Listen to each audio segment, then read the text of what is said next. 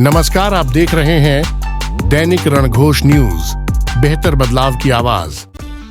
Video की शुरुआत करने से पहले आपसे अनुरोध है कि हमारे चैनल को सब्सक्राइब जरूर कर लें। हरियाणा विधानसभा चुनाव में इस हकीकत से आमने सामने होना जरूरी है।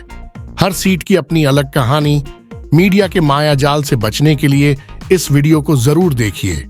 हरियाणा विधानसभा चुनाव में मतदान के बाद प्रत्याशियों की हार जीत को लेकर रिजल्ट से पहले जो माहौल बनाया जा रहा है वह पूरी तरह से हवा में तीर की तरह है। एग्जिट पोल का अपना बाजार है। पत्रकार के नाम पर गली मोहल्लों में खुली दुकानों का अपना सीजन है। दिल्ली, चंडीगढ़ जैसे महानगरों में ब्यूटी पार्लर की तरह खुले मीडिया हाउस में मेकअप करके बैठे पत्रकारों और एक्सपर्ट का ज्ञान इतना भयंकर है कि जिसे सुनकर मां सरस्वती भी डर के मारे किसी कोने में छुप जाती है। इसलिए रिजल्ट नहीं आने तक सारे प्रत्याशी जीत रहे होते हैं और सारे के सारे हार भी रहे होते हैं। ऐसा लगेगा मतदाता वोट डालने के बाद मीडिया वाले और प्रत्याशियों को बता रहा है, साहब हमने उस उम्मीदवार को वोट डाल दी है, नोट कर लेना। इस चुनाव की जमीनी हकीकत यह है, सभी 90 विधानसभा सीटों की अपनी हार जीत की अलग अलग कहानी है, जिसे एक अनुमान के आधार पर परिभाषित करना जनमत से बनी लोकतंत्र प्रणाली व्यवस्था का मजाक उड़ाने के अलावा कुछ नहीं है। इसलिए गौर करिए, हर चुनाव में एग्जिट पोल की पोल सामने आ जाती है, तमाम दावे फेल हो जाते हैं। कमाल की बात देखिए, झूठ का इतना बवंडर फैलाने के बाद भी नैतिक तौर पर अपनी जिम्मेदारी नहीं लेते हैं। हद उस समय हो जाती है जब एग्जिट पोल बताने वाले एक्सपर्ट और मीडिया कर्मी चालाकी से यह कहना भी नहीं भूलते कि यह महज अनुमान है, असली परिणाम तो रिजल्ट के बाद आएंगे।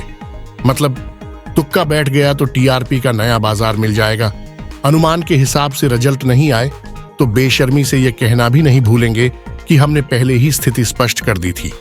यह महज 1 करोड़ मतदाता पर 10,000 लोगों पर किए गए सर्वे पर आधारित था। सोचिए, चंद वोटर की सोच से करोड़ों मतदाताओं की भावनाओं का सौदा कर उसे किस कदर चुनावी बाजार में बेच दिया जाता है। ऐसा करने वालों को असर इसलिए नहीं पड़ता क्योंकि यह उनका पेशा है।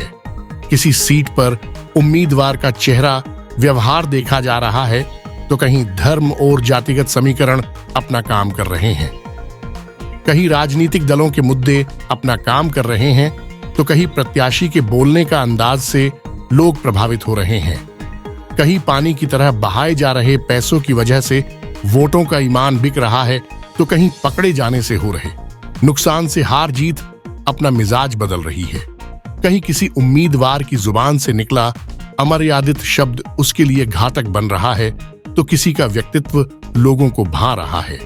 कोई मैं के अहंकार में वोट मांग रहा है तो कोई झुककर मैं को हम बनाकर चुपके से लोगों के दिलों में जगह बना रहा है। किसी को सहानुभूति से ताकत मिल रही है तो कोई इस भ्रम में है कि बाहर से कोई स्टार प्रचारक आएंगे और उसे जीता कर चले जाएंगे। कोई पैकेज से मीडिया से अपने पक्ष में माहौल बनाकर जीतना चाहता है तो कोई डोर टू डोर जाकर यह बता रहा है कि उसे एक बार मौका तो दीजिए। कोई खुद को प्रभावशाली दिखाकर अपना असर दिखाना चाहता है तो कोई खुद को बेहद साधारण बताकर गले मिलकर अपना बनाने में लगा हुआ है। इसलिए हर सीट की अपनी हार जीत की कहानी है।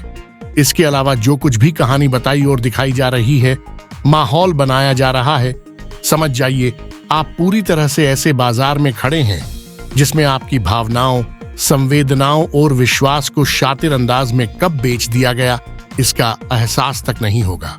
इसलिए बहकिए मत, धैर्य रखिए और 8 अक्टूबर तक आने वाले परिणामों से पहले बनने वाली किसी भी धारणा को अपनी समझदारी से खत्म कर डालिए। यह चुनाव उत्सव है, एक दूसरे को नीचा दिखाने की बजाय गले मिलिए। दिवाली आ रही है। स्क्रिप्ट प्रदीप हरीश नारायण, प्रस्तुति सुभाष चौधरी।